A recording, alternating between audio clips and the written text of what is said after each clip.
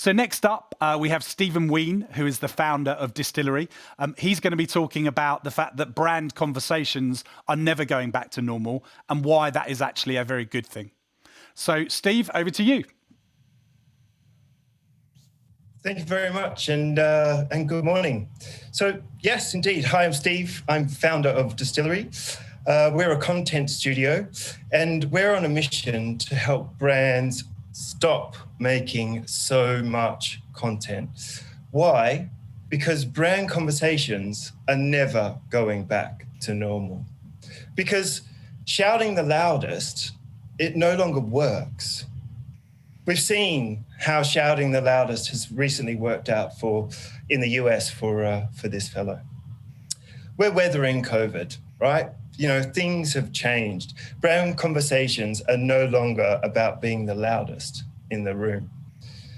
Because shouting just doesn't stick. Shouting it's not long-term, it's not sustainable. And constant shouting just ends up becoming white noise. Especially in the current climate, we need to stop adding to the white noise. Start by listening. You can't start a successful conversation without listening. And it's impossible to have a successful conversation, without having a meaningful reply.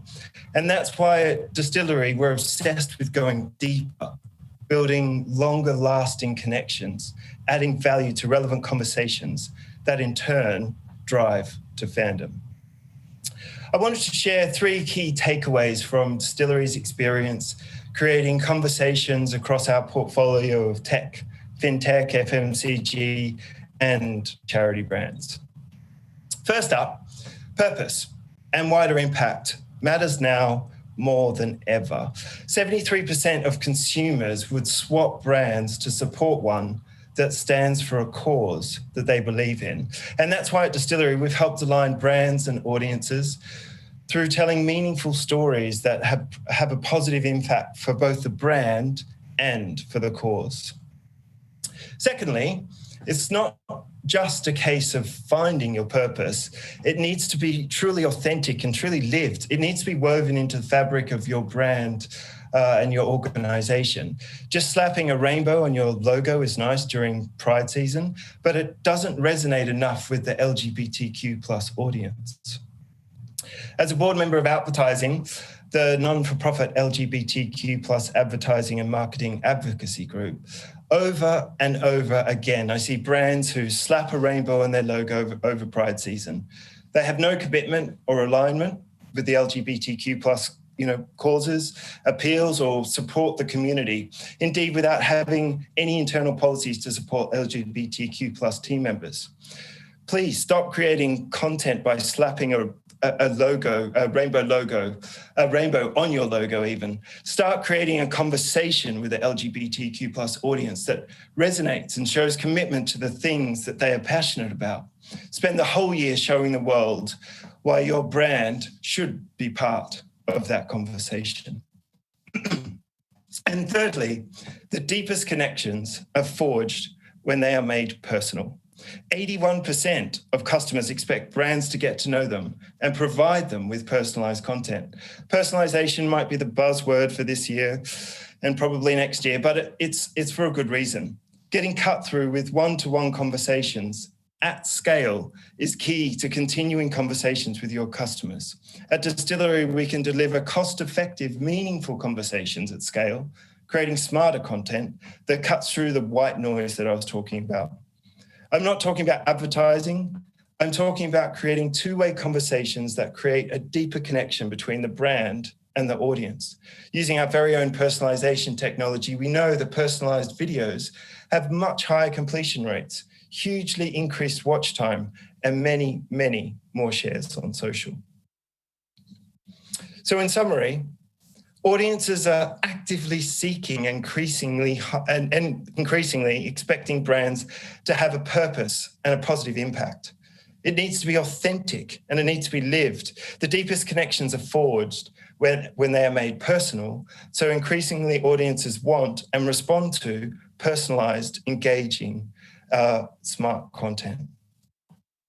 Without those things, for us, it's like walking into a room empty-handed and just shouting. That's why I ask you to stop making so much content, to start being useful and creating meaningful conversations, because shouting the loudest no longer works, and that's a good thing. That's why I founded Distillery. We're the anti-content content studio. We help brands win new fans by enabling them to be their best selves online. We've created content for brands across a wide array of categories. We're not about loudness, we're about empathy. So please, brands, stop shouting. Stop trying to be the loudest, start listening, and let us enable you to be your best selves online and start growing your fans for your brands. So I'd love to hear any questions and thoughts about what I've just talked through. Thank you, Steve. Great presentation.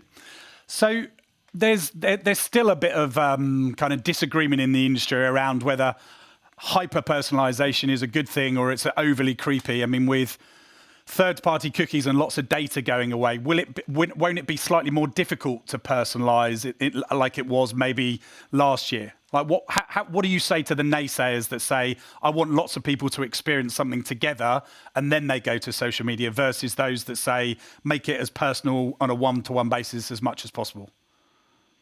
Mm-hmm.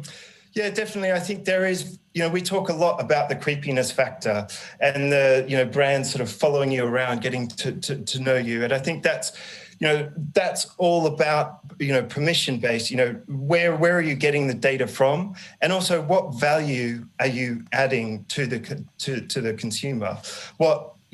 How are you delivering that personalized content? Remember, I'm talking about personalized content, not personalized ads. Yeah. And really what we find through Boundary is actually that content, that personalized content delivered at the right time in the right place, really builds a much deeper connection with the audience.